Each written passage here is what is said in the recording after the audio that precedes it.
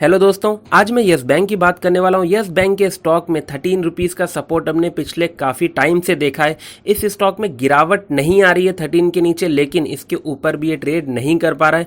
बहुत C broker agencies इसको लेकर के 5 और 6 रुपए के टारगेट्स भी दे रही हैं और बहुत सारे लोग इसको लेकर के 400 रुपए के टारगेट्स भी दे रहे हैं। जी हाँ दोस्तों, अब बहुत सी जगह दे सकते हैं लोग 400 रुपए के टारगेट्स भी इसको लेकर के दे रहे हैं। लोगों का ऐसा मानना है कि ये 400 रुपए भी जाएगा। देखिए, इस बारे में कहना बहुत ही ज़्यादा मुश्किल है। यस बैंक को लेकर के हमें कैसा एक्शन रखना चाहिए, आखिर सच क्या है?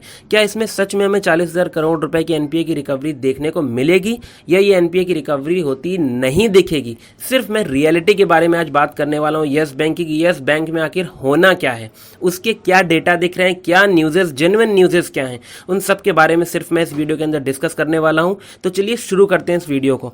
मैं सुमित आपका अपने चैनल में बहुत बहुत स्वागत करता हूं। अगर आपने अभी तक हमारे चैनल को सब्सक्राइब नहीं किया है तो शेयर मार्केट से जुड़ी सारी अपडेट्स को पाने के लिए हमारे चैनल को अभी सब्सक्राइब कीजिए। सबसे पहले हम देख लेते हैं आज इस स्टॉक का जो कारोबार है उस पर थोड़ी नजर डालते हैं। आज ये स्टॉक जो मेरे पास में लास्ट रिपोर्ट है, इस टाइम तक 13 रुपीज़ 60 पर कारोबार कर रहा था।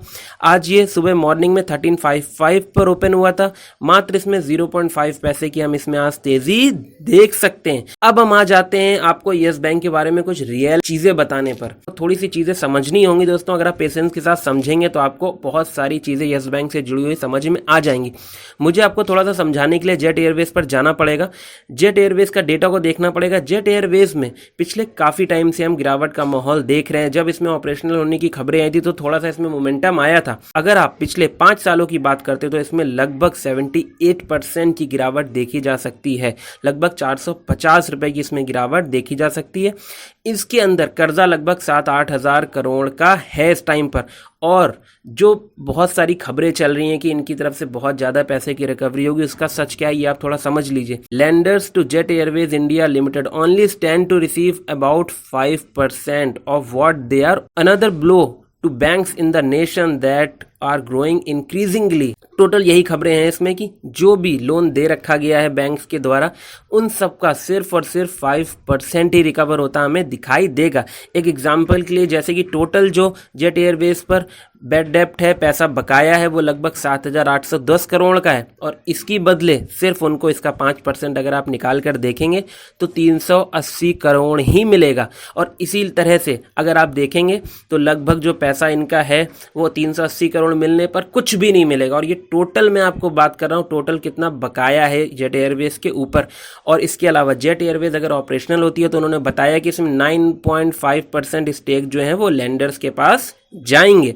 इसके साथ ही साथ में जैसा कि हमने खबरों में सुना है कि जेट एयरवेज दोबारा से ऑपरेशनल होने जा रहा है और उसको अप्रूवल भी मिल गया है, लेकिन ये इतना आसान नहीं है। एक बहुत बड़ा चैलेंज होगा कि वो दोबारा से ऑपरेशनल खुद को कर पाए। जेट एयरवेज के अंदर किन किन बैंक्स का पैसा लगा है उनमें मेनली आती है state bank of India, Allahabad bank, Punjab national bank, bank of India. इसके अलावा अगर हम प्राइवेट सेक्टर की बात करें तो yes bank is said to be the private bank that has the highest exposure to Jet Airways। Yes bank का सबसे ज्यादा एक्सपोजर रहा है, लगभग 1100 करोड़ रुपए का लगभग। और जिसमें से 5% आएगा तो भी अंदाजा लगा लीजिए कि कितना ज्यादा पैसा रिकवर होगा यस बैंक के द्वारा भी।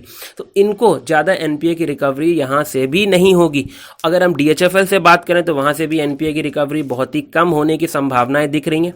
जो एक इनके ऊपर सपोर्ट है वो बैड बैंक का सपोर्ट हम कह सकते हैं, और ना से तो कुछ ही बेहतर है हम ये कह सकते हैं कि जिस तरह से 40,000 करोड़ का एनपीए फंसा हुआ है तो ये कहना बिल्कुल गलत होगा कि इनको 40,000 करोड़ का 40,000 करोड़ मिल जाएगा और ये बैंक टॉप पर पहुंच जाएगा। ऐसा कुछ भी नहीं होगा। अगर ये बैंक ग्रो करेगा तो उसके सबसे बड़ी संभावनाएं बनती हैं उसके परफॉर्मेंस से, उसके फ्यूचर की क्या एक्टिविटीज हैं, क्या एक्शन प्लान्स हैं।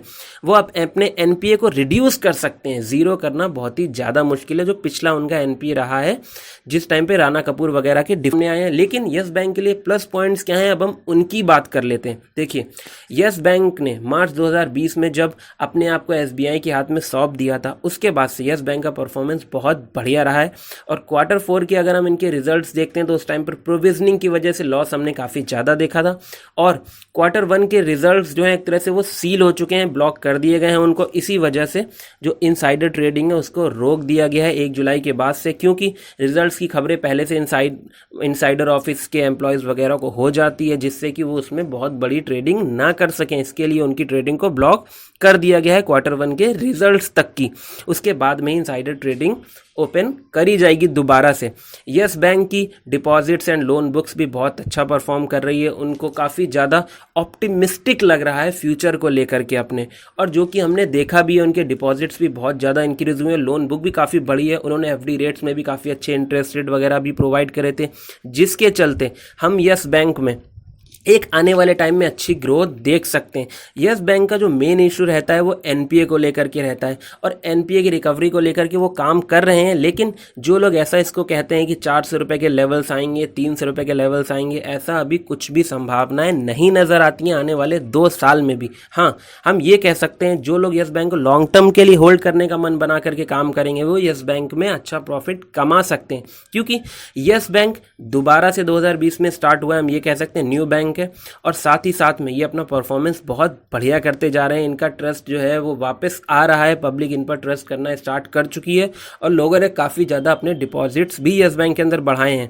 ये अपने एनपीए की रिकवरी करने में जोर डाल रहे हैं, और साथ ही में जो एनपीए रिकवर नहीं हो पाएगा, अगर उसे बैड बैंक वगैरह ले लेता है, तो उधर से भी यस बैंक के एनपीए की रिकवरी में बहुत बढ़िया हमें तेज़ी देखने को मिलेगी।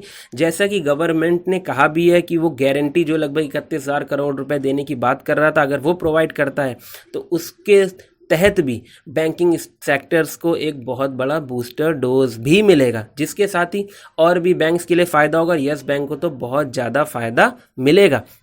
यस बैंक में दूसरा जो सबसे बड़ा इशू रहा है वो ये रहा है कि इसमें ऑपरेटर्स की एक्टिविटी बहुत ज़्यादा ही तेज़ रहती है। इस स्टॉक के अंदर लॉस बुक करने वालों की संख्या दिनों दिन बढ़ती जा रही है, क्योंकि जब नीचे को अच्छी न्यूज़ेज आती हैं उसके बावजूद जब लोग नीचे से सेलिंग करते हैं और अपना माल बेचते हैं तो इसमें प्रेशर बनता है, और उसके तहत भी हम इसमें कह सकते हैं कि स्टॉक में वैसा मोमेंटम नहीं आ पा रहा है।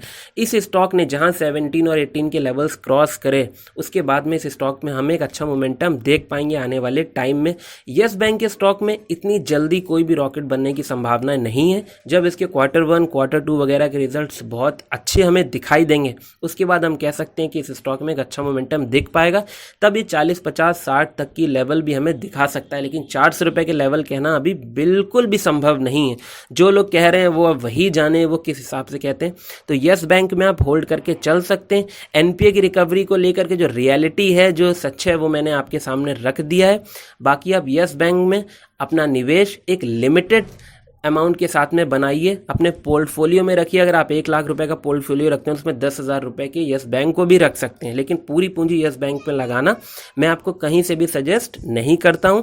यस बैंक को आप अपने पोर्टफोलियो में 2 साल के नज़रिए से होल्ड अगर करते हैं तो आने वाले टाइम में ये आपको अच्छे खासे रिटर्न्स दे सकता है। डबल तो होने की पूरी संभावनाएं लगती हैं, क्योंकि आपने खुद भी देखा है जब भी यस बैंक चलता है तो एक दिन में 20% तक की चल जाता है, और उसके बाद इसमें प्रॉफिट बुकिंग भी आती है, और ऑपरेटर का गेम तो इसमें बहुत ज़्यादा है ही।